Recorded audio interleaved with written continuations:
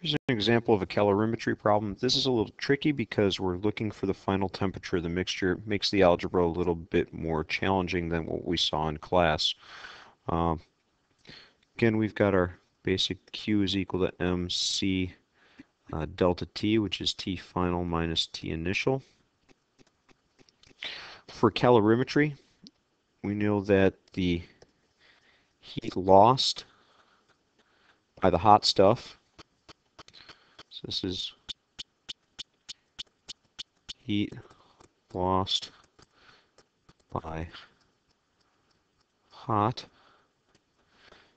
is going to be equal to the heat gained by the cold.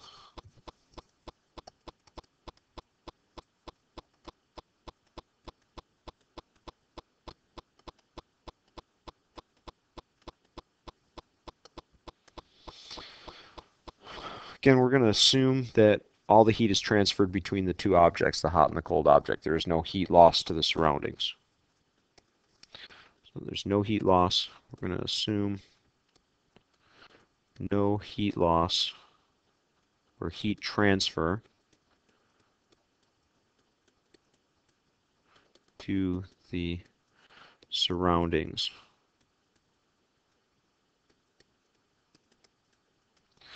Our system is going to be defined as the gold and the water that we drop the gold in, into. We've got a sample of gold at 785. Our water is at 15 degrees Celsius. It's pretty clear that the gold is the hot. So let's go ahead and start with the hot stuff.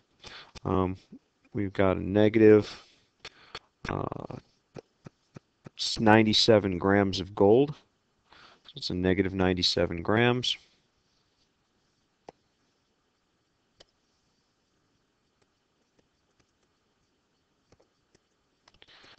Times C for gold, which we're given. That's right here. Specific heat for gold is in joules per degree Celsius. So that's 0.129 joules per gram degree Celsius times our temperature change. We don't know our T final, but remember we said in class that the final temp is the same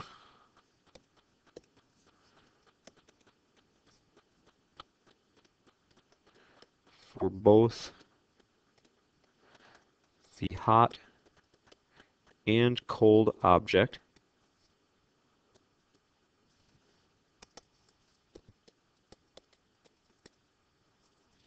So we can use the same variable for both, and they will both be the same. We've got Tf. In fact, what I'm going to do is I'm going to put that in a separate color. Tf minus T initial, which for our gold is 785 degrees Celsius right there.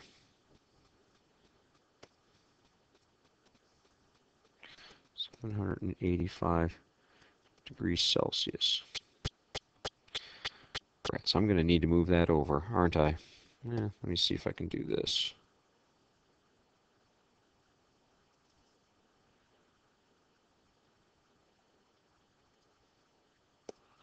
Hey, that's pretty slick. All right, it is going to be equal to, it's going to be equal to the cold side, heat gained by the cold side, so that's going to be positive. That's going to be the mass of the cold water, which is 323 grams of water.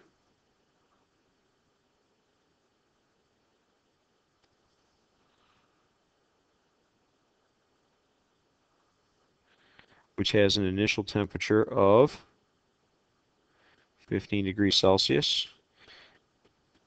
So let's go ahead and put that in.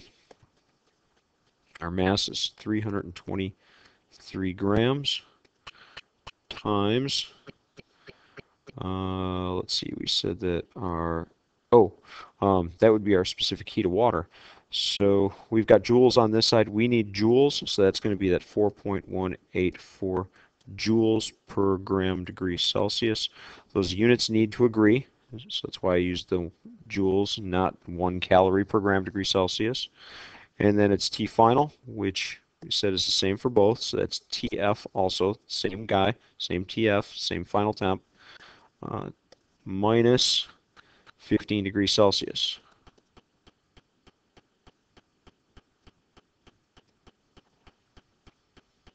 All right, since all my units agree, I'm just going to drop those out, and I know that my final temperature should come up in Celsius because all the units are good. I've checked them out already. Joules, joules, grams, grams, grams all over the place, degrees Celsius all over the place. I'm good.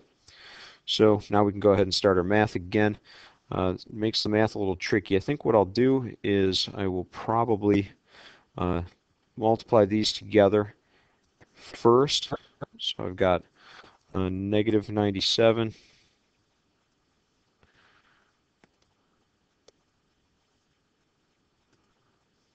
so I've got negative 97 times 0.129.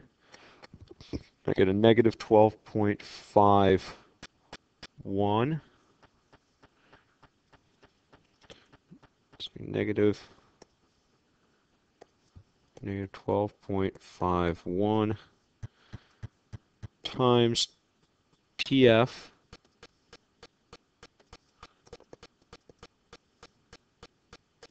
minus 785 is going to be equal to, and we're going to go ahead and multiply these two guys together. So 323 times 4.184 is 1,351.43. It's going to be, let's say, 1,351.43. Again, times TF minus 15 degrees Celsius. At this point, what I'm going to do is I'm going to distribute. Okay, so what I'm going to wind up with is a negative 12.51 times TF. So I'm going to get a negative 12.51 TF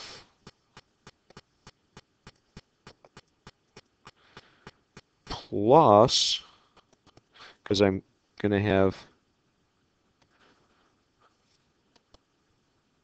a negative 12.51 times a negative 12 or 785. I'm going to get a positive. So I'm going to get a plus, whatever that is. So let's go ahead and do that. Negative 12.51 times 785. Whoops, that should be a negative 785. Let me do that again. Negative 12.51 times a negative 785. There we go. 9,820.35. So we get 9820.35 is equal to, I'm going to get 1351 times TF. So I'm going to have 1,351.43 times TF minus, I'm going to go ahead and multiply 15. Let's do this.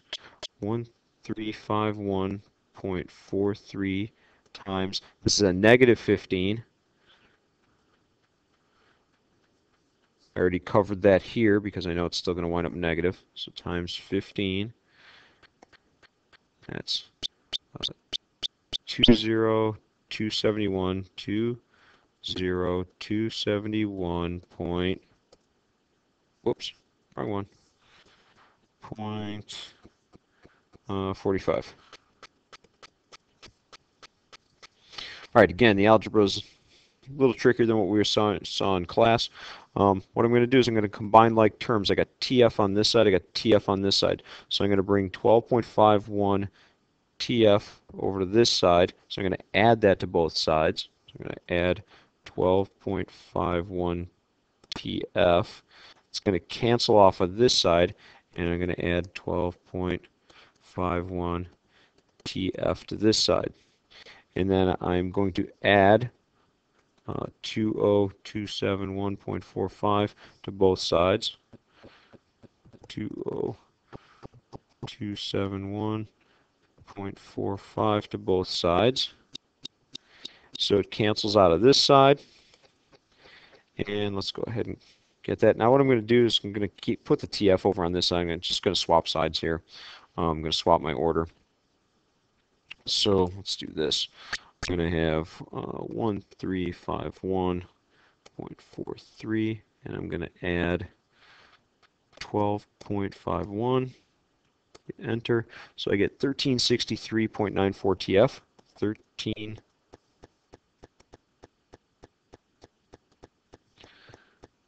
I get 1363. So 1363.94. 1363.94 TF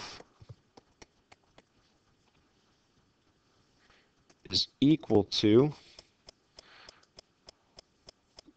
9820.35 plus 20271.45. Hit enter. I get, what is that, 30,091.8? 30,091.8.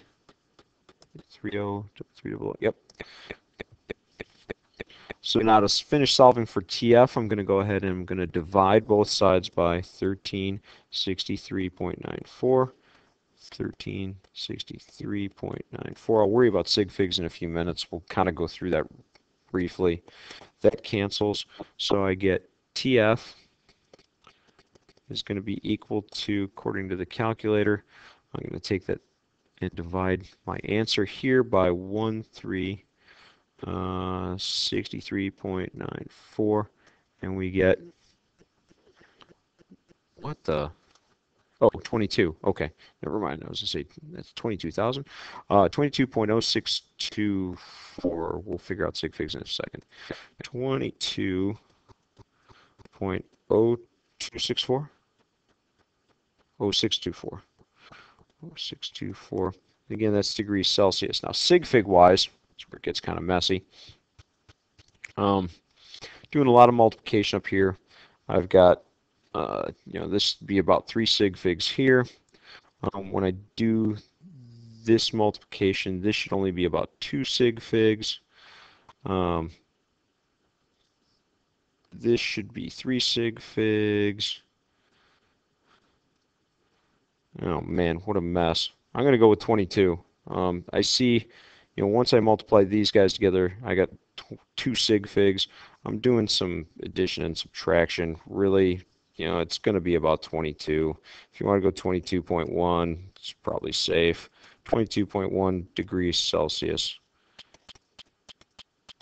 is my final temperature.